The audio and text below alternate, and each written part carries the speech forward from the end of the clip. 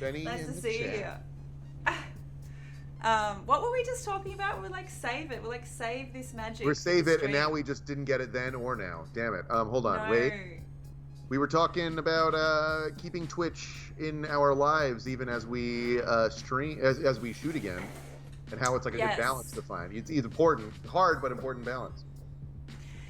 It's a new, yeah, I found it really, really rough. I actually was getting like just so exhausted that I just couldn't bear.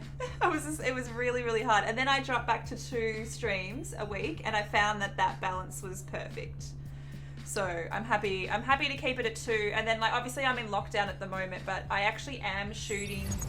I'm actually shooting a little bit. I've got an exemption to shoot something, which I'm not really allowed to talk about. But over yeah. there. What's the deal with that? Yeah, mate, it's so weird. So no. Also, dope shirt, by the way. Before we get too deep in the thick of it, I'm just seeing that's so cool. At first, I thought it was Orlando Bloom, and then I'm like, oh no. That's Rule. And that's my rule, photos of Rule. Moving on. It's a rule. I'm That's awesome. so cold. I've got like 15 layers on today. It's winter down there. That's right. It's so cold. It's so like, hot here. I'm wearing rugby shorts right now, and like it's cooking. Like I think it's like 12 degrees, which I don't know what that is. For his selection. Oh shit! I just accidentally went into Clubhouse. I went into Fizz's room. That's hilarious.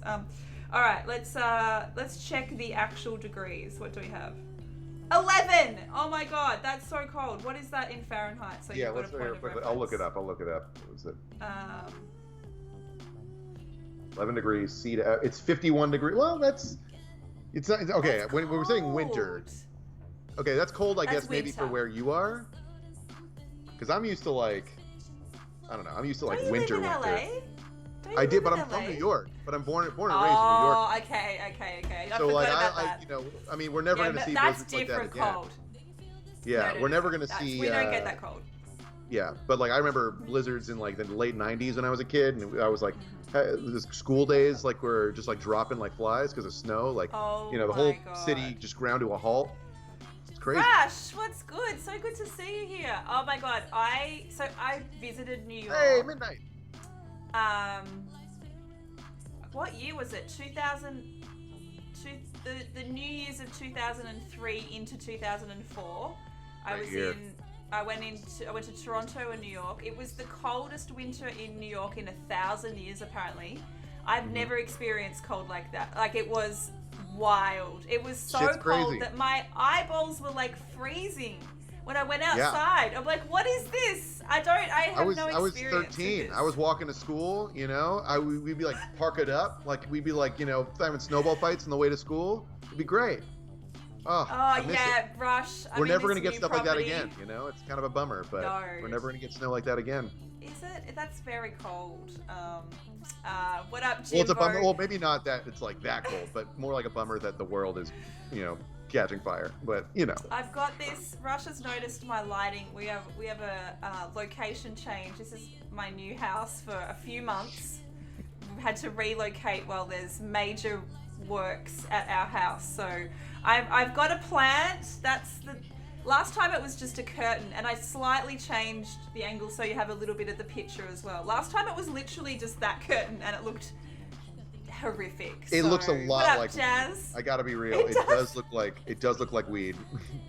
Let's just say it's a gigantic weed plant. So yeah, that's Michelle's there in her Rule T-shirt. She's got the weed plant. We're talking about 2003. We're having a great time. Jimbo said that you're his nemesis. Do you feel Oh like yeah, he's my nemesis. It's great. NorCal, SoCal. I shoot a comic. They go to the Bay Area. He's like, I gotta shoot that comic better. No, I'm kidding. Is there a healthy competition, or is it? It's not even. So it's not. I would say there's so few comedy photographers that they're like that are like actually kind of like in the circle.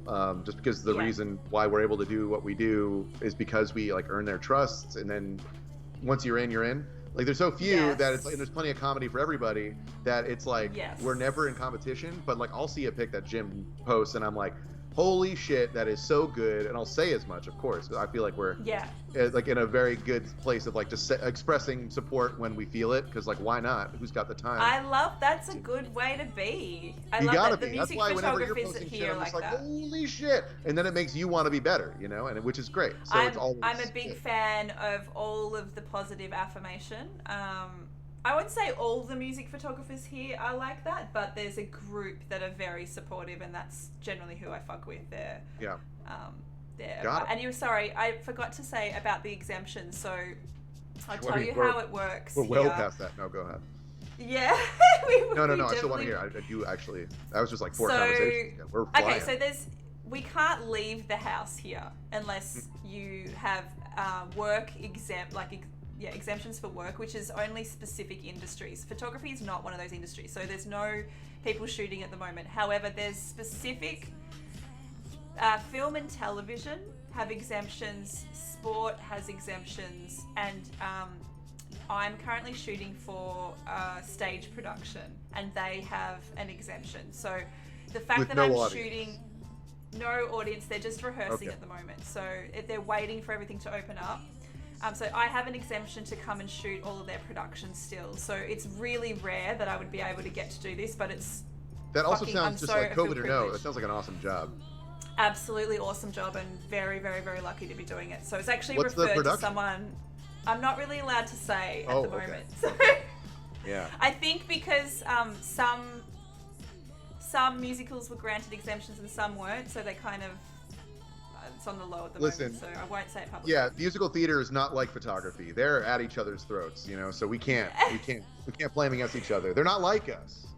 They're not like us. What up, Al? So good to see you. Jimbo said, I feel like everyone pushes me to be better. I love that. True. That's so good. I feel like when you get a good amount of creatives around you that push you to be better, that's the ideal environment. That's exactly where you want to be. So but let's get into you. What up, Gypsy J in the building?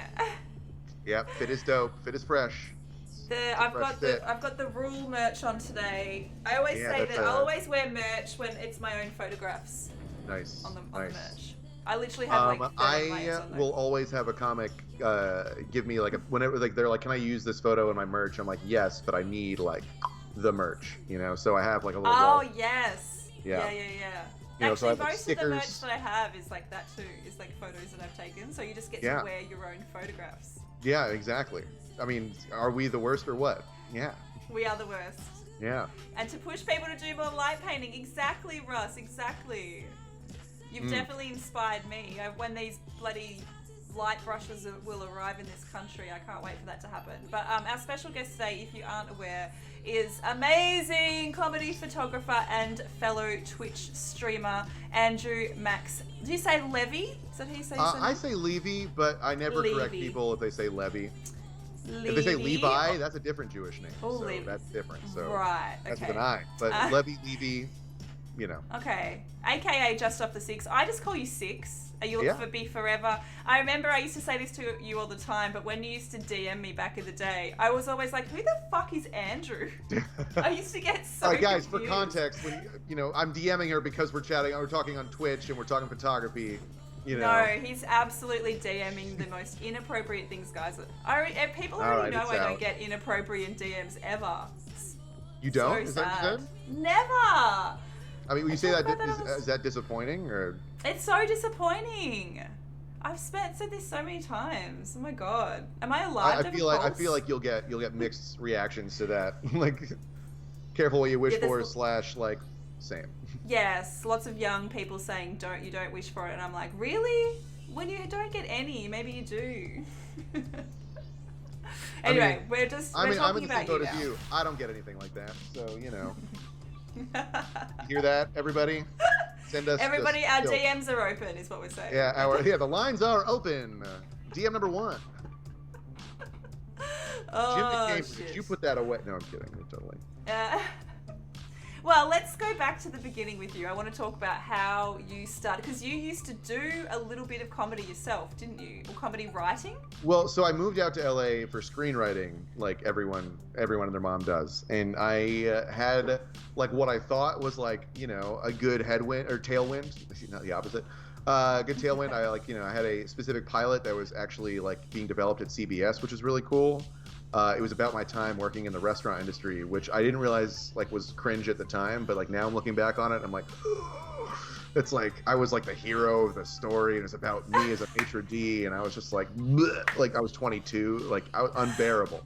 That's so funny. Yeah, but like, you know, so we did that. We like added producers, took notes, like did it for like 3 years, and it was unrecognizable by the end of it. And I was like, and then when they were like, well, we shot our shot, we didn't get to air, but you know, good luck on the next one. And I'm like, ugh, like I couldn't think about doing another one. And I was just like, what did I learn? I like felt so high and mighty doing that the whole time, but like I really accomplished nothing. But I was directing short films at the time just for fun, you know, and kind of like to do something while it was happening. And I really loved that. So I started teaching myself photography to speak to cinematographers in like a better way and learn about light, because I loved creating shot lists, which I realize now is just like I like had an eye for composition. So like, but I loved that. Was like my favorite part. And just started teaching myself, and I started hanging out with a few of my comedy friends, and I was like, wait, there are like no photographers at these shows. And these shows are like at these like cool like hip barber shops, and they've got like SNL cast members and like, you know, these like legendary comics like Jay Leno is running around doing these like crazy shows, and I'm like, nobody's here, like this is like so cool. There's like this whole indie comedy scene. And so I just started messaging like 20 comics a day and being like, I'm doing discounts on portraits for, you know, this month, like, you know, and 5 would respond. And then eventually I didn't need to reach out, and people like started being like, where'd you get that pic? And it, you know, I kind of like filled like a void. There were maybe like 2 comedy photographers, but they were like at the clubs and doing like the, like, you know, they were just like doing like stills for like, you know, people's like features and comedy specials, and they weren't out of these scenes. So it was just this guy, Troy Conrad, and like Mindy Tucker. So Troy Conrad was LA and Mindy Tucker is New York, and they're still doing stuff, but they're, you know, they're a little older now, and they're kind of like enjoying the fruits of their labor. And so now there's kind of like this void, you know. I love that. It's so similar to how I came up originally in Australian hip hop. There was just nobody documenting the scene at the time. So there was like, you know, once people start seeing photographs, they're like, oh my God, I want photographs. Because there was like nobody doing that. So, and I would just go to every gig and just shoot everything and just give them to everybody, so everybody had photos. And then, like you said, they start coming to you, which is when you can start charging. It's just like this natural progression that happens, really. But also, like, I don't know about you, were you like... scaled really nice. Scaled really nicely. Were you like grinding at the start? Were you just like doing everything? Well, I basically was grinding. I have just been grinding the whole time. Just the difference is the grind becomes more rewarding as it goes on, because it feels like instead of like looking for pavement, you're actually like rubber hitting the road. You know what I mean? And so it's just exponentially you're learning more, and you feel yourself growing in skill and like, you know, and access, which is big, like, because more and more people trust you, and like they trust you with their image. I feel like it's the same with music, right? Where like the reason why, like, you know, a photographer's name will spread so quickly is because like they'll be like, this person took this band's like likeness or image and like, you know, treated it with respect, and like then they felt it was good enough to represent them. And that's like rare, you know, because a lot of photographers will just take pics and just post them, and comics will be like, what the hell is this? Like, I look terrible. It's like I'm a double chin, like doing nothing. I don't know who this photographer is. It feels kind of like a violation. So the biggest thing is kind of getting that trust and, you know, kind of cherishing it. But and Jimbo said it also wasn't weird. I think that's like that whole personality of just being a cool person to hang around is something that's like not spoken about that much. Just be cool. Don't be weird. Yeah, be cool, and don't like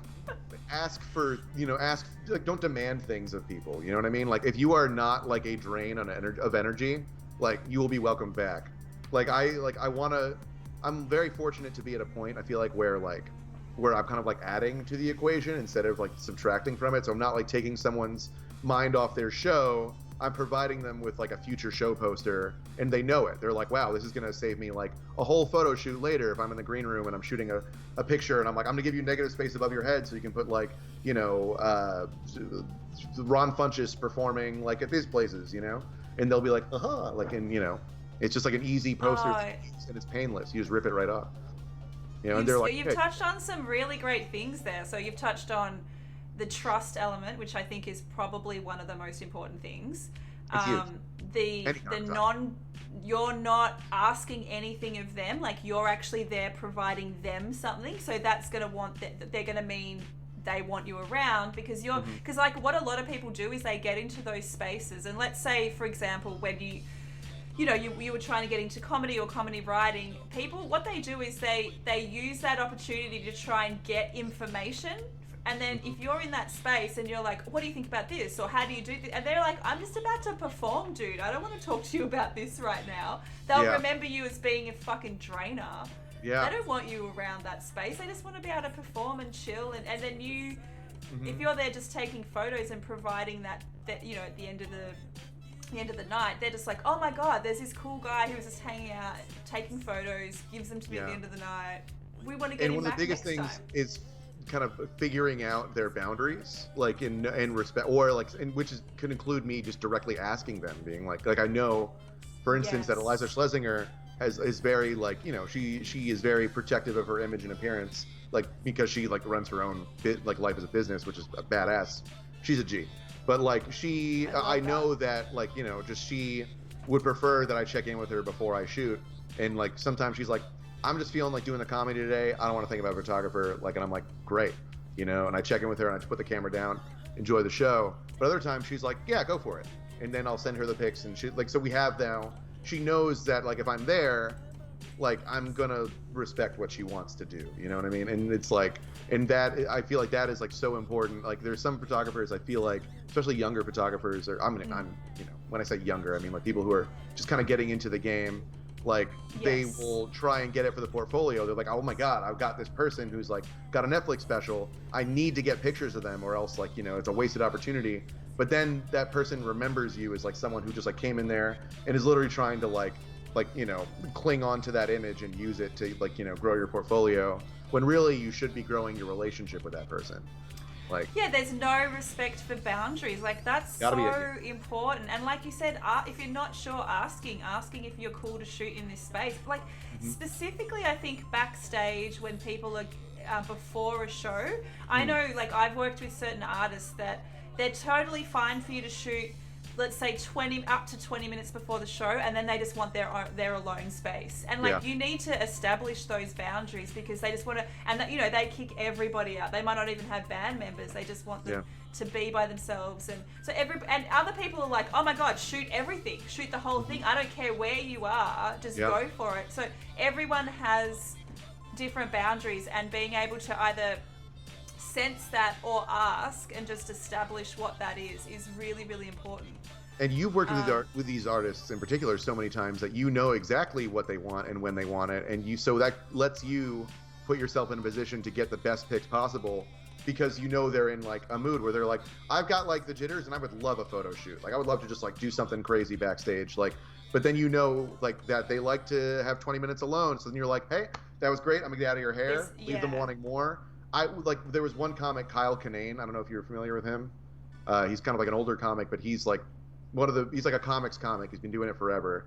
And he's like very much just kind of like, he's not a gruff guy, but he kind of like, if you don't know him very well, you kind of feel like he's got this persona. He's like a big mountain man beard and kind of like, all right. Yeah. I know, but, like, the he's type. a very sweet guy. But like the first time I met him, I was shooting, and then like, backstage I had the light going. I asked him like, hey, do you mind if I steal you for a few seconds, and blah, blah.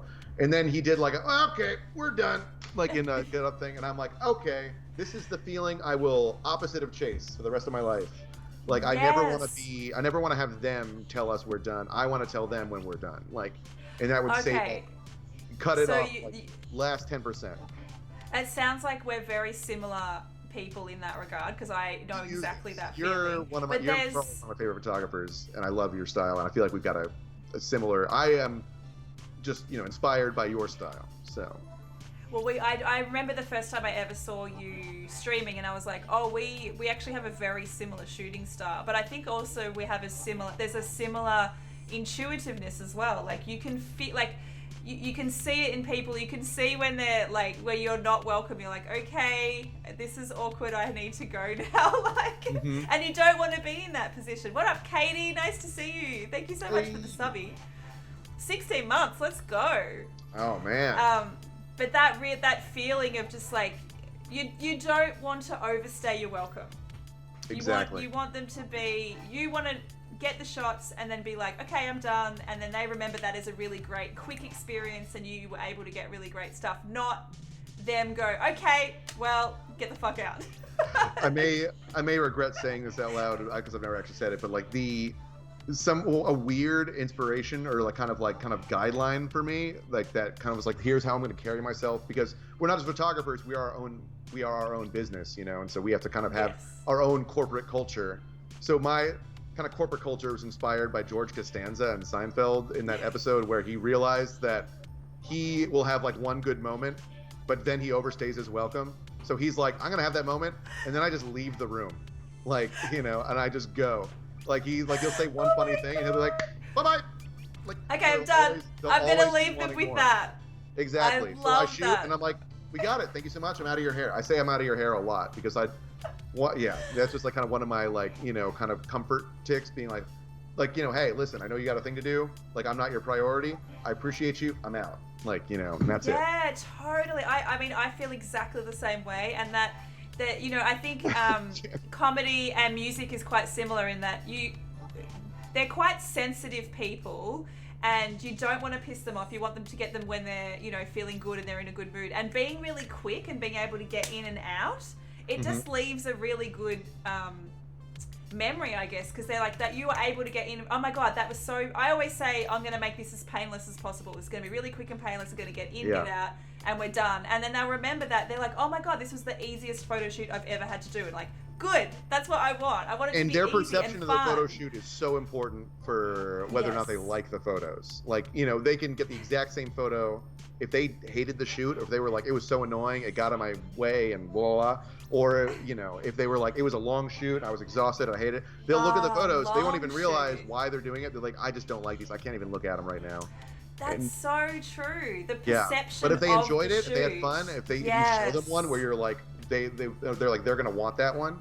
Like, I show them right away. Like, the second I know I've got something workable, I show them right away, because then I'm like, this is what we're getting. Now you can let your guard down. Like, I don't say that, but like, they know, they see it. Like, well, you can this see person's not wasting my time. Yes, you can see. That's a good trick. If you know you've got magic and you can show them and just say, hey, this is what we're going for, and immediately they'll relax. They're like, oh my god, this is great. Yes, okay, let's work with this. And because usually the second before that, they say, like, if I haven't met them already, they say like, oh, listen, I'm terrible at photos, so like, you'll have to probably you'll have to edit me out, and I'm like, listen, I tell them, I'm like, listen, every single comic has told me that. There's been no exception. Every single musician in the history of the world, maybe except for 2 ever, have said, I hate photo shoots, I hate having my photo taken. Mm-hmm. So there's like the whole element of, you've got to build up their trust and that they enjoy it. Like, that's, for me, that's the goal. That I want them to go, this is the best photo shoot I've ever had. That's my goal. Yeah, I want me to be just like so unquestionably the guy for them, like when they need something, that like it is I'm their first thought. Like, I want them to like message me, be like, hey, listen, I can't imagine doing this like show poster with anyone else. Like, I shot this show, there's a show called Funnelingus. I don't know if this is an 18 and plus stream, where it's all Funnelingus, that's so it's all great. Female and non-binary comics, and amazing. They're incredible. What a great name. It's a great show, great name, and it's run by these 2 amazing comics, Ellery Smith and Dana Donnelly, and they're both like got like some Twitter juice behind them, but they're great, and they're like good friends of mine. But I've shot their show for years now, and they hit me up and they were like, we want to do like a simple life shoot for our next show, and like, where we're like doing like the simple life poster, like with Nicole Richie and Paris Hilton, and they're like, it's only going to be you, and I'm like, amazing. So we did it. They made the poster. It's incredible. And I was like, good. So that's the interaction that I want to have with like everybody, with all my clients. I want it to be like clients. To join. What was that? Like repeat clients exactly. Is what's going to give you your business. Like, not people just working with you once. And they're more comfortable too. The more you work with them, the easier it gets. Like, it just becomes nothing. When I see comics now, 60-70% of the time, it's like they're friends, not clients. We're like, oh, like at this point, and they get excited, and I immediately am like, hey, and I have the light, like, you know, or like I throw them, I'm like, let me steal you right now before you get settled in, like, you know, and they're like, okay, like we're gonna go do something in the urinal, like let's go, like, you know, and they're like, yes. They know they're gonna get magic from you now because they've had an experience, so they're like, okay, this is great, this is gonna be fun. Yeah, and it also makes the job so much fun, so it doesn't feel like a grind, you know, because you're there enjoying yourself as well, and it's like it's very exciting when that expresses itself in a productive way. Absolutely. What up, Mafia? Good to see you. Mafia just said Connie Lingus, my drag queen name. That's so funny. That's amazing. That's a great question, Al. Did either of you deal with bad social anxiety when you started out? I'm going to guess. Yeah. I don't have. So I'm an incredibly extroverted person, and I really love people. So I guess in terms of working with people, I don't have any social anxiety. The only anxiety I probably get is, you know, if you're working with someone really famous, and I've just really learned how to deal with that to make it not a thing. I just pretend they're just like any other person I've ever met, and I definitely don't even think we need to pretend, you know, because they are. Yeah, they just are. Yeah. And I feel like, but you know, even if it's like, you know, even if it's like someone that I absolutely love and I'm so excited, I won't really show that. It's just like, not like a disinterest or disrespect. It's just like, you're just a person that I'm meeting. I'm not like, oh my god, I'm such a big fan of you. They respect the hell out of that. I think that goes a long way too. Like on Saturday, I mean, you saw in my stream earlier, I was shooting with some people who are like some of the most legendary comics who've like been in the game, and like I hadn't met 2 or 3 of them before, but I was just like, you know, I'm not just like, I'm your biggest fan, even though I wanted to say that to Patton Oswalt because his off-camera, what is it? His his outtake, like Parks and Rec Star Wars filibuster, which is a famous nerd reference. I'm a huge nerd. Like, was like one of the hugest things I would ever see in college. We'd share around the whole club. Like, everyone was huge. He's amazing, and he's like one of the nicest guys ever. But I'm like, all business. I'm like, do you mind if I steal you for 30 seconds? I'm going to take you right over here. Let's do this, blah, blah, blah. And they're just like, oh, this guy knows what they're doing. Is not going to waste my time. Is treating me like a human. And then, you know, is, again, done before I even realize it. But I do have social anxiety. Oh, you do? There you go. I do. Well, tell us about that. It's like, but that's why this job is fantastic, because I feel like I belong. My social anxiety is rooted in like feeling like I'm overstaying my welcome, or feeling like I don't belong somewhere, and like people are like all looking at me thinking that.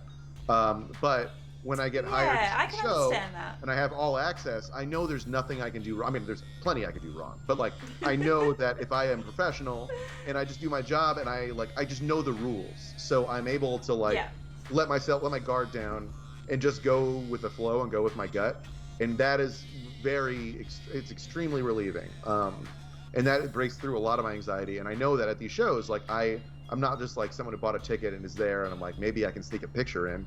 I'm like, you know, the producer of the show and every comic knows I will be there, and they know my work, and I have no problem approaching anybody. And it just is very, because I'm an extrovert as well, which is a very tough thing to balance, my social anxiety with my extrovertedness, because I do love people.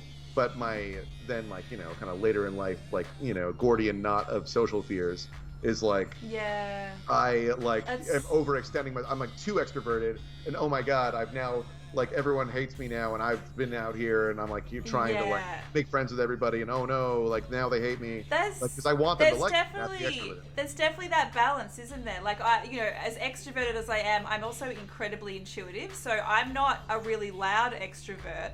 I get my energy from people, but I'm also really good at reading the room. And just not, if my presence is not needed, I can also step back. But Gypsy J just made a really great comment, because Jimbo said it's about knowing the unwritten rules, and it's so important. And Gypsy said, why does nobody write them down? I just did write them down in a masterclass, everybody. If you need to know some of the unwritten rules for music photography, I just wrote them all down. So there you go. Elle said, thanks for the answers. Personally, I'm introverted. I think, but no, it was a great segue for me to get a plug in. Which brings us to our sponsor, Michelle's Masterclass. But do you agree, Six, that a lot of photographers are actually quite introverted? Like a lot of the people I know in music photography are really introverted. So it's actually a really great I question. definitely feel like a lot of people will use the camera as kind of like a shield, be like, I can see the world and I can like then hide behind it. But I also do think that that isn't really conducive to like natural. I mean, it could be to a certain style of portrait maybe, where it's like you want to feel like you are like, you know, an outside observer looking in, like that's an interesting perspective, but it's also not a universal one. Like, so, and I feel generally that subjects prefer when they can see your face as opposed to the lens. And you know, it's because it's scary. You're looking down like a big black hole that is like capturing your like, how you look in that moment, and it's going to be immortal. Like, you know, so that's like a big thing to think of. But I think to keep throwing in these hokey references, like in The Mask of Zorro, Anthony Hopkins is like, this is your swordsman's circle, and the better you get, the more you expand your circle, and eventually your enemy will be within it. But instead of an enemy, it's like a subject, and you're expanding where your comfort zone. Like, so you will then bring them into your comfort zone. And my comfort zone is being at a comedy show, knowing that I can like have one beer and like, you know, be like, and like part of my job is kind of is hanging with the comics, like, and then like waiting for the right moment and be like, can I take a picture? Like, so just like, you know, growing where I feel at home. Cause like, you know, I am an extrovert homebody, but if you grow where you feel at home, you expand your swordsman's circle. That's such a good tip. I think that's and finding those little pockets of you know, photography, you know, whatever your group is, wherever that is, whatever the theme is, whatever the subject is, finding your, I hate to the word tribe because it's so overused, but like your people. And for me, that was musicians. Your crew, your crew. For me, that was always musicians. Like I felt so comfortable being around artists and musicians, and it was like, oh, I can just be myself, I can relax, I can just hang. So, and you found that with comedy, which is so great. Join the I actually just realized you had my pictures up. I didn't even know that. I do. We're looking at your photographs while we're talking, which is you know, got a bit of a backdrop, so it's not just our faces. Oh, it's great. Yeah. Let's talk about when you first were getting established. Did you find kind of that grind, like, you know, there's so many moments where I guess you take knocks to your confidence, or people might say no, they don't want you around, or how do you push through those moments? Thank you, Jimbo, for the subby. 9 months, perfect timing. As far as nemesis go, he's pretty dope. He isn't he? Yeah, he's not like, I love that dude. He is so dope. It's great whenever we see each other. It's like a time for play date. Oh, I get FOMO. I want to be there for the photographer play date. You will. We'll get you. And if not, I'll come to Australia. It'll be great. 2029 maybe. No, I genuinely hope next year. Look, as soon as I can leave, I can tell you right now, I have plans. I have loose plans to be in LA for a little while anyway. Nice. But yeah, let's talk about those moments where you kind of, I guess, knocks in confidence, or, you know, you're not booking as much as you'd like to, and how do you push through? How do you tell yourself to kind of keep going? A lot of what has helped me, like, you know, kind of like move forward and grow and, like, you know, succeed. I don't want to just say succeed because there's so much more to do, you know, like, but a lot of that is like you kind of like knowing yourself and knowing when something is like attributed to you maybe needing to approve in a certain area, but then also realizing when it has nothing to do with you at all. Like, so if there is if you're not booking, look around. Is there a global pandemic happening? Like, you know, is there, like, you know, just ask yourself these simple questions, you know. Are you in lockdown? Can you actually are you in not lockdown? Work? Is it maybe slightly harder to fill every day with a shoot? Like, you know. There are and it's so easy to, like, you know, just like look at the raw, like, you know, data and be like, oh man, like this month I did this much, this month I did this much, but it's like there's, you know, this is a fickle industry, but also it's like there are moments, you know, social moments, like, you know, in photography when like a comic will notice me, especially someone who I don't know very well, almost always someone I don't know very well, like they will notice me moving around like in the crowd, and they will like pick me out and like just chew on me, like, you know, and they're like, hey, photographer, you think you got the shot, huh? And it's like, what's this guy doing? Like, you know, and or whatever, and that's like a tame version. But like it's not because they're doing well in their set. That's like why, you know? It's because they're like they're not doing well, so they pick something and they lash out. They're projecting, and it's like, and it took me a while to realize that's not about me, you know. I just need to laugh it off, like, you know, realize that you're like pushing their space, and just get back out, you know. And like, you know. What up, Bill? And then when so they get the picks later, or sorry, go ahead. Yes. No, you're right. Or if they don't get the picks and they see everyone else getting dope picks, they're like, "Hey, did you get it?" Like, often they'll message me being like, "Hey, sorry, Snap, did you get any picks?" I'm like, and then sometimes I'll just be like, "Yeah, no, actually, I put the camera down because I didn't want to bother. I didn't want to disrupt your set. But like next time, I will happily sit down with you and got some really cool portraits. And the next time I meet up with them and they're very warm. You know, that's generally been the case. There's nobody who's held that animosity. I'm just going to turn off my camera to you via Skype because I'm just having some lag issues, but the stream is still I realize that. Is that me or you? No, it's me. I think it's my internet. Just try it should be a little bit better now. So you'll just see a photo of me rather than me, but everyone else can still see me. So. Yeah, Can you Jim, you can still see the stream. Generally, they don't think they. Yeah, they're not doing it to be mean. They're doing it because it's like, say sorry, you know, just sometimes you gotta do it, you know. You just pointed out something. Al just said, "Fuck, that stresses me out." Like we don't have to deal with that. It's like musicians. That very, very rarely happens. That this might be a dumb question. Do you use Flash? It's very, very, very rare that you would use Flash. Then how am I seeing all these punk shows? How am I seeing all these well-lit punk shows, like in photos, when I know they're not well-lit? Punk shows. They use Flash? Generally, punk shows do use Flash, and usually it's because it's just known for that genre because they're just in really dark. Right, and you're doing like more arena stuff, like bigger. Not even arena stuff, but just generally like anything from a decent sized venue upwards. You just don't use Flash, but punk venue's probably the one that I do see a bit of Flash. But outside that, it's either not allowed, and then. But if you were shooting for an artist, for example, when I'm on tour with Rule, I might want to try something like some long exposure or something where I'll say to him, "Hey, in this song, I'm just going to flash the fuck out of you," and he'll be like, "Cool, go for it." Like, if you've got permission from the artist, I wouldn't be doing that with artists that I didn't know because it's so distracting. Right. It is, yeah. For comedy, there's no way. Like, I mean... Recently, I have gotten bold enough to like ask like people who I'm very good friends with to be like, I have a Polaroid. How would you feel if I like quickly stepped up, like, you know, in between jokes and like grabbed the Polaroid? Or maybe like bouncing it off the back of the wall or something. There would be no way that I would be comfortable flashing somebody in the face. Like, not a chance. No. I mean, I've taken 2 stage Polaroids before, but that's it. Like, I would never ever. Yeah. But it's pretty rare. We've been talking a lot about. Sorry, go ahead. I was gonna say the stage lights for comedy. I mean, it's the same with music. Like you don't need flash to shoot this stuff. Like you just don't. Well, comedy I feel like is less. I mean, I think a lot of the shows I shoot are like leagues below the stuff that you do. Like in terms of like their production quality. Like so, like I have stuff like I do on Saturday. Yeah.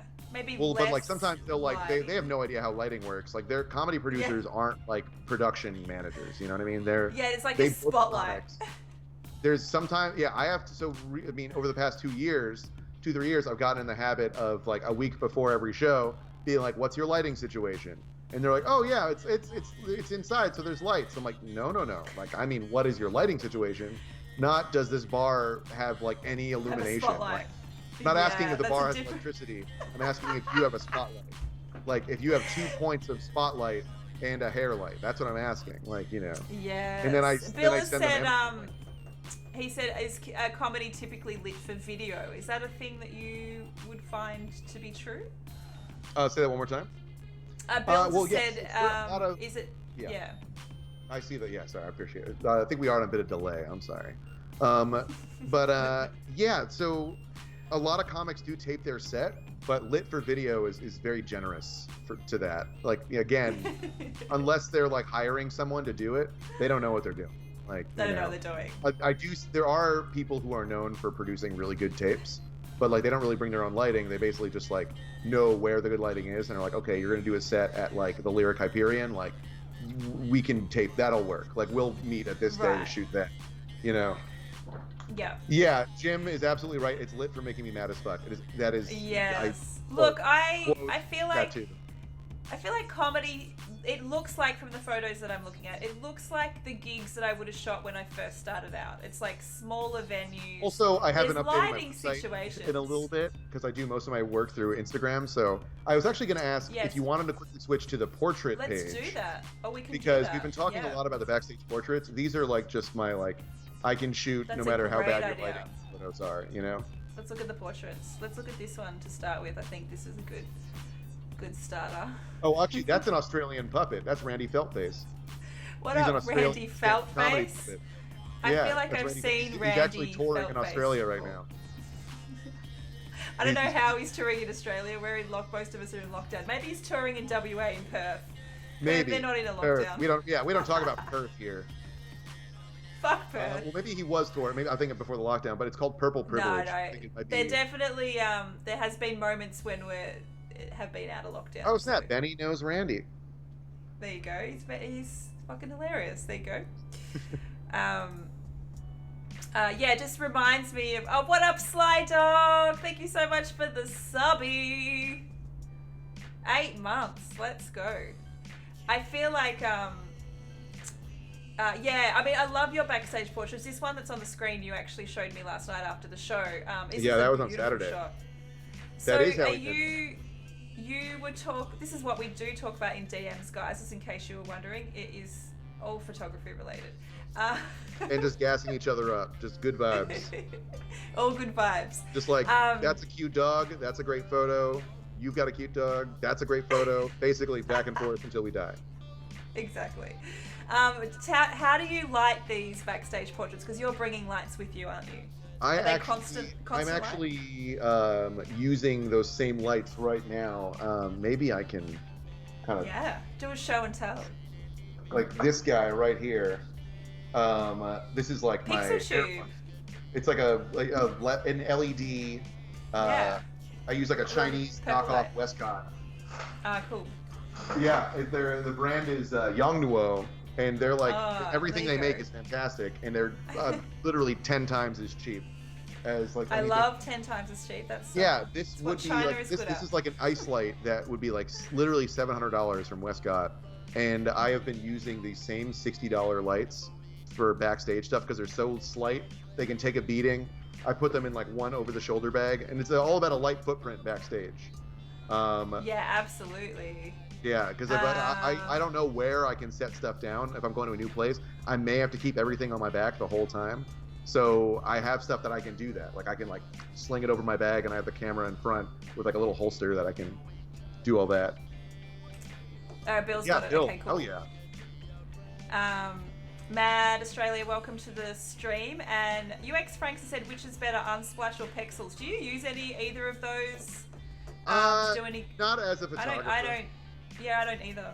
I know some design I never buddies that submitted do. to them, but when I was a writer, I would use Unsplash to like put things on my like Medium page when I was like 20. You know. Devin uses Unsplash. I don't use any of those. I don't know. I've never needed to, but apparently people can purchase and stuff from there. Unsplash is good for variety and quality. There you go. Min has. If there's a need, then Unsplash. Yeah. But I just never had the need.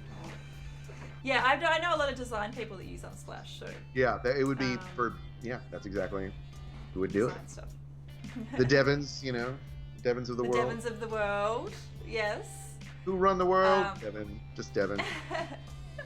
And so what's, things have opened back up now. You were saying last night that you only shoot stuff that's like people are fully vaxxed. Yes. Because COVID's still like crazy there.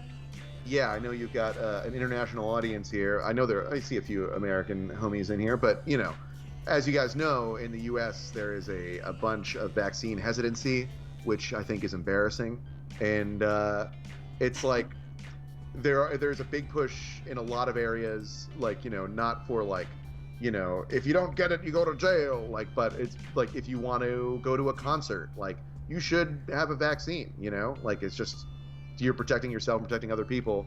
And I feel like unfortunately our leadership over the past few years has not really been like consistent enough to like count on them in terms of like COVID precautions and whatnot. So it's kind of like falling on like business and entertainment leaders and whatnot to kind of like just, you know, apply some like gentle social pressure to like, so we can get back to shooting normally and like, you know, going to things normally, like let's get vaccinated now. So I'm only shooting vaccinated shows. And I got a pushback from like maybe like 1 out of 10 of the shows. And not that I only shoot 10, but like that's the proportion. Like, you know, but less and less as we go on, because when you say pushback, do you mean they want... As in like, we don't feel comfortable asking for people's like health information. Oh, got you. And then I'm like, well, then I feel like you shouldn't feel comfortable running a show right now. Like, you know, this is like, they're like, well, we are masking unless they're eating. I'm like, well, then you're not masking, like, because Delta is scary enough that if you're taking it off to eat, like that's it. It's get done. Up your nostrils, really, the only thing we have is vaccines, you know. Bill just pointed out a really good point. The FDA just approved the Pfizer vaccine, so maybe some of those skeptics. That is a big talking point for anti-vaxxers, where they're like, it's not FDA approved, but it's now FDA. Do you feel like that was an excuse, though? Like, do you feel a bunch of people... But you basically keep taking away the excuses. Also, like, we tried being, like, you know, gentle and polite, like, you know, and, like, for this whole time, it's, like, all about honey and vinegar. We've been like very patient and polite, just trying to educate people, be like, look, like, you know, here I see your concerns, but blah, blah, blah. But at this point, it's like, it's not, we've been mandating vaccines for decades. Like, if you want to go to school, you get a tetanus shot. Like, if you want to, you know, you get the flu shot, you get chicken pox, the pox vaccine. Like, we don't have polio anymore. Like, also at this point, the COVID vaccines are the most tested vaccines in human history, because they have been deployed over the past year to everybody. And like, I had this conversation with someone the other day who they were hesitant, and they wanted, I guess, a little bit more time. And I said, look, if anything is going to give you a little bit of comfort, it's just like more people have got this vaccine quicker than any vaccine ever in the history of the world. Like, there's a lot of data out there now. Like, it's not like, you know, they roll out a vaccine and you're waiting for 10 years data. They're not doing 7 billion people at once. Like, that's... Right. And you can't get into trading anecdotes with people. Anecdotes are where you lose anti-vaxxers, because, you know, when you have billions and billions of people, like, there's no way, even if it's a statistical 0% of, like, you know, issues with the vaccine, if there are like 10 anecdotes, you don't have time for that conversation. And so they can basically say, agree to disagree, you know? Because so they go like, one person had like, you know, like head trauma from the vaccine or something, like, that's one out of like, you know, millions and millions and millions and millions, like hundreds of millions of people that have taken it. And like, that's everything. Like, you know, the seatbelts don't save every life, but we mandate them because it saves most lives. Like, and, you know, not even comparing the efficacy of a seatbelt to the vaccine, where the vaccine is like, I know personally, a lot of comics are getting it. Like, and, you know, I know these people, they're getting not the vaccine, they're getting COVID, even with the vaccine. But it's because like they are the most at risk. They're being laughed at by unvaccinated crowds. Oh yes. You know what I mean? Oh my god, it's literally. But the comics that have the vaccine are universally and not getting out of the as hospital. sick. Yes, that's Alex just said that as well. Epic, even if you do get sick, your symptoms will be less. And that is the whole point. That is the whole thing. You're just saving your own and other people's lives. Saving your own. Yeah, and keeping people out of the hospitals. Keeping them out of the hospitals is really important. Calvin. I mean, it's like we've got to, especially in Australia, we can't overwhelm the health system here. I think that's the issue. People, well, they don't. There's no counter to that issue. This is what I keep asking people that are saying that they want to open up and they want to let Delta rip and they've had enough. And I'm like, okay, what's your counter to when the hospitals get so overwhelmed that we have to triage in order of importance of who's going to live and who's going to die? That's already happening. You have a heart attack. It's already happening. Can't get in. I don't understand. Yeah. In Dallas, if you, I think they're a week away. In the next week, if you go to the hospital, they will be checking your vaccination status, and if you are unvaccinated, you will be lower in priority than the vaccinated people, because you are more likely to survive if you are vaccinated. If they're that's their new triage method, and it doesn't need to happen. And, I understand the, like, at the kind of like at first the waiting to see or like being like, or not thinking that it really applies to you, but it applies to you. Like this, yes. There's no downside to taking the 5-minute trip to CVS to get the vaccine when you could save someone else's and your own life. Like you may not think that you need it, but you won't know if you've saved someone's life. And that is a social leap that we're asking you to take. You know what I mean? Like it's and sometimes we are human beings. We can see things that are not in our direct line of sight. That is how adult human beings work. So if you trust that you are helping your community, we're part of a society. It's a bigger. That's our social contract. It's a bigger issue. And Elle, that is my soapbox Elle, speech. you're in. I think Elle's in Tasmania, where there is actually no COVID. So the risk benefit in a place with zero COVID is absolutely I'm talking absolutely different. No, coverage. no. Totally.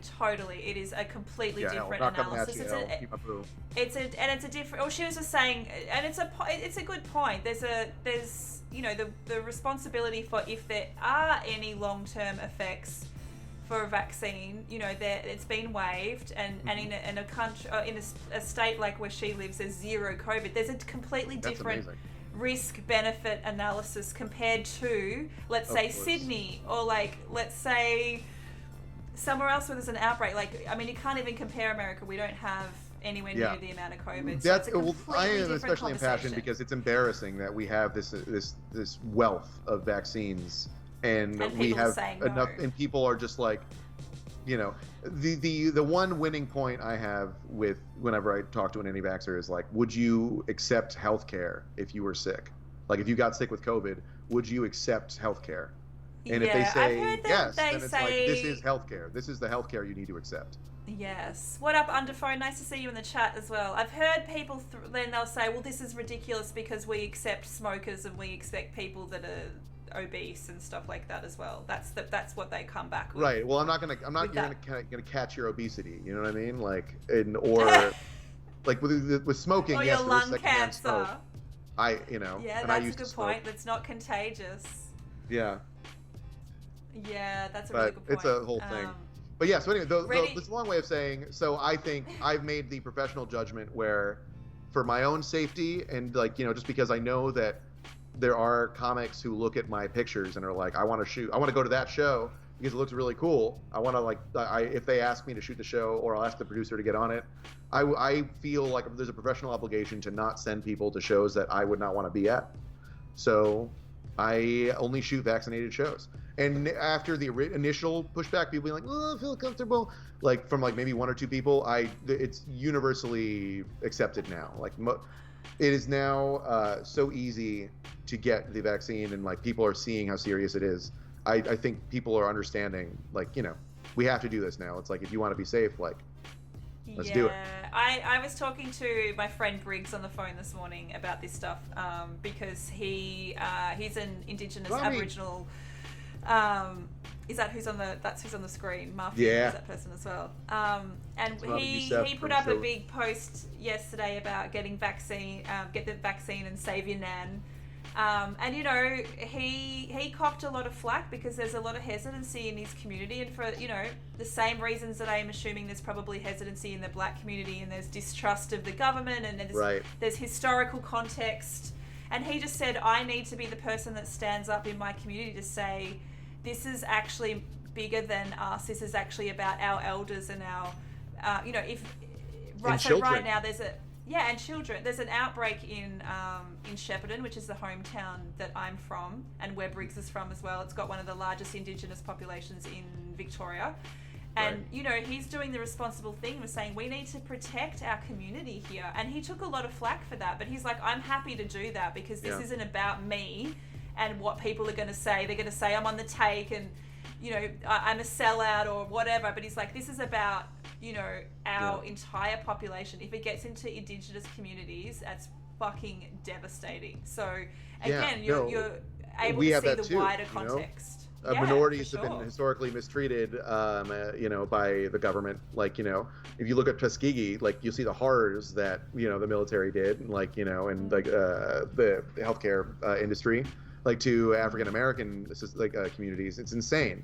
And so do understand that hesitancy, but the hesitancy that I can't stand is the personal freedom crowd who are, we don't need to get too deep into it, but the Venn diagram often aligns with like conservatives, who like want to control people's bodies in other ways. So it's like, but they're like, don't control my body this way, and it's like, okay. Yes, but the Venn diagram here is very similar. I think there's big freedom protests over the last couple of weekends here. There's a weird crossover here. I don't know if it's the same. I actually think it is the same in America, but there's a weird crossover of like, there's like the wellness crew, and then there's like there's like the white supremacy crew in there, and then there's like, I don't know, there's like these weird like bogan libertarians.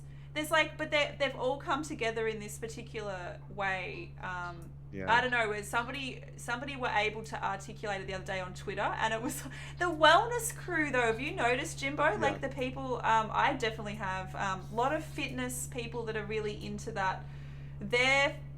The wellness crew is pretty unwell, unfortunately. Like, there was this comic who I'm not going to name any names, but she's been doing intermittent fasting, and she like collapsed in her bathroom and like smashed her face open, and the doctors were like, "You are starving yourself.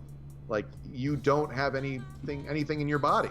Like, and I do intermittent fasting. Was she intermittent fasting for 7 days or something? Because you are meant to eat in a particular window. Like, she just kept going. Like. And they were like, so she was doing like prolonged fasting. Like she couldn't tell them when her last meal was, and it was like, oh, that's ridiculous. That's literally called starvation. Yeah. Those crystal mummies. Oh my god. Yes, the crystal mummy and the QAnon crossover. We've got the same thing here. It's so weird. It's really bizarre. It's the Q-stools. Oh, but also, I don't know. I think it also comes from a place of privilege too. Like there's a weird. Yeah. Well, that's why we are privileged to have this vaccine, and but we also, we left at the chance to take the vaccine from people who definitely would take it, in other countries. Yes. Like, and now we have it and we're storing it, and I could literally walk to like the bookstore and get it right now. It's just like there. Like, That's frustrating because I've had to wait for almost 3 months to get mine. Yeah, and now we're talking third shots here, It's because we waited, we had our chance to get everybody vaccinated within the window that would like have basically eliminated the virus. And we were like this close, the statistics were like, we were like so close. We were racing the virus basically. And we like missed out. And now we're at the point where we need to get the early people boosted because they got it over 8 months ago. And it's like, but that being said, that's politics, unfortunately. Yeah. So let's talk about the positives and kind of where it's going to be in the future. I do think what are your goals? What are your goals too? Like whenever, let's say it's pandemic's over and I will say despite all of my the past 20 minutes, I'm a very optimistic person, and I have a lot of optimism with how scene's going, not just with like COVID stuff, but like with just kind of like the general tone and tenor of the scene. I think that there were a lot of scandals that kind of broke even though we knew about them, like during the pandemic at like certain clubs and with like certain comics that we knew were bad news, and people got a lot more comfortable like looking inward and like kind of like as a scene and kind of like expelling that. And then there was also like a natural flush of some assholes moving to Austin. I'm gonna go ahead and say it. Like, that kind of made at least the LA scene feel a lot more wholesome, and like people like supporting each other and people not standing for like, not getting paid, which is a big thing. A lot of more comics are now getting paid than ever because people used to do free shows because they were desperate to get people there. Like, so they have free tickets, and like, the comics wouldn't make any money, neither would the photographer. But now it's like, you have no excuse people are desperate for entertainment. Like, you have no excuse to not charge. You have to charge. Like, it's just offensive to the comic. It's offensive to the photographer. More people are doing that. And I love that. It's great. And so, we're seeing that kind of stuff. And like, I feel a lot more comfortable, saying I'm only going to shoot vaccinated shows. Like, it's not like that hard of a take. Like, I took it like 3-4 weeks ago when not a lot of people were doing it.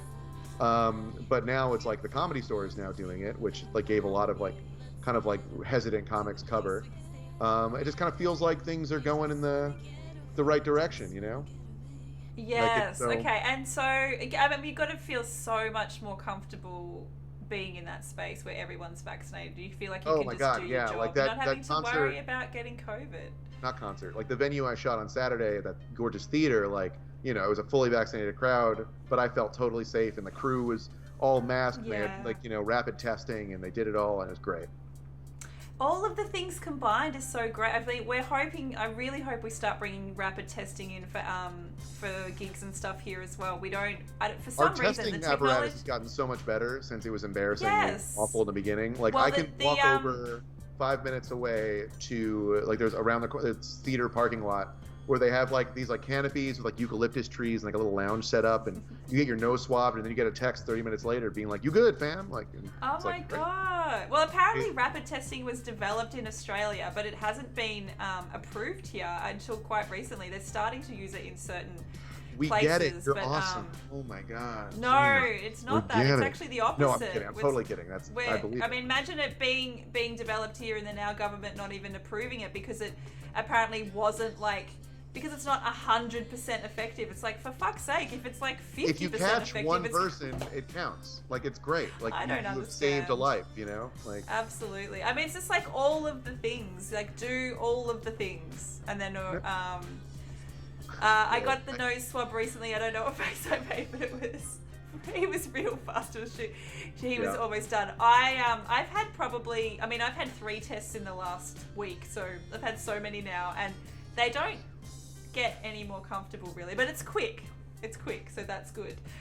Do you need to go to dinner? I can see you furiously texting. No, I was just letting them know, like, hold it, I'm talking to my favorite photographer. We can totally wrap it up if you need to. It's totally fine. I mean, I am happy if we've got... I can talk to you forever. I can talk... We could. It's up to you. It's up to you and your friends. I feel bad that we talked so much about vaccines and COVID. Let's talk a little photography, and then I think we'll call it. I mean, if you're down with that. All right, let's do that. Do you want to talk about any specific images that are on your website, and perhaps anything that you're really proud of? I mean, I think one of the top ones in the we may have flipped through it, but like there's that one of Patton Oswalt at that was fully vaxxed, and I felt comfortable at. That was like towards the top, I believe. I mean, I think it would be under comedy. There's Bert Kreischer. Comedy. Actually, that pic of Bert Kreischer right there was like one of the turning points of my like early career, where I first got reached out. So that's Bill Burr, which is another one. That was actually over the pandemic, but the people have masks on. Hang on. Right, Bert Kreischer's the one who's laughing without his shirt. Wait, let's go down. Oh, yeah. Sorry. Yes, that's Bert Kreischer the Machine. He's like, you know, quite a well-known comic, but Bill Burr is the GOAT. He is a GOAT. There are many GOATs.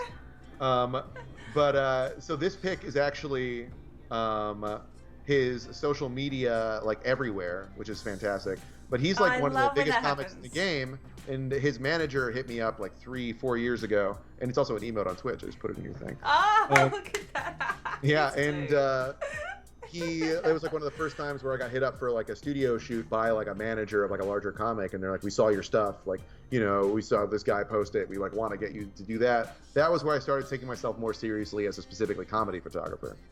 But yeah, so that's this pic. But if you go to the Patton one under comedy, which would be the performance page, okay, cool. That was, I just want to show off that theater from the so gorgeous. The one you just showed me last night. That one, the one on the top left there. How good is it? Oh my god. Oh my god, that theater was just so gorgeous. And I've been shooting in. Also Jim is right. He printed that picture on the side of a bus. Oh, how great! That's very cool. Your photo on the side of a bus. That's very dope. That's very cool. But it was so much fun. But yeah, so this was like after a year of shooting like parking lots, basically. You know, because you were in a theater. And finally get a theater with like some set decoration and like a crew and like people doing makeup and knowing that they're not going to be in PJs or be mad at you for taking pics. Like, it was great. Not to mention Patton Oswalt is a nerd hero of mine. I'm a huge nerd, and both comedy and nerd stuff. He is like maybe 20% more of a Star Wars fan than I am, but he is 700% of a fan than someone else. But it was just really great. Like, you know, like we were saying before, like we don't get like starstruck. Like we like try and like stamp that out like pretty early because they're just people. And I wasn't, I didn't, exhibit any of it, but like inside I was just like, it's on the inside. You could still have it on the back inside. of my mind, I'm like, this is fucking dope. Yeah. Something I will say is like when, like in that group pic of all those people with like Sherry Shepherd let me go. and all that, like when I love group shots at that's comic in the shows portrait section, because isn't each it? one I'll is pull unique. it up again. Each one has its own personality because of the three different people. It would be under portraits. And when I have like a group of people that's like this, like stacked with Natasha Leggero, like Patton Oswalt, Sherry Shepherd, Preacher Lawson, Howie Mandel, like it feels like I'm like gripping like an electric rail. And like I am like, I need to be like completely balanced and in charge to like. You're like, don't fuck this up.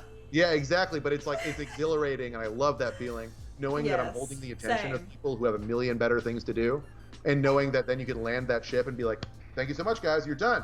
And then they're like, oh, that was great. And then they like separate again. So for this shot, Six, how did you, is this lighting in the venue? Have you just stuck them under a light? Have you lit this? I used the same 2 lights. So I just found that curtain, I set them up beforehand, and while the last comic was going. So on each side?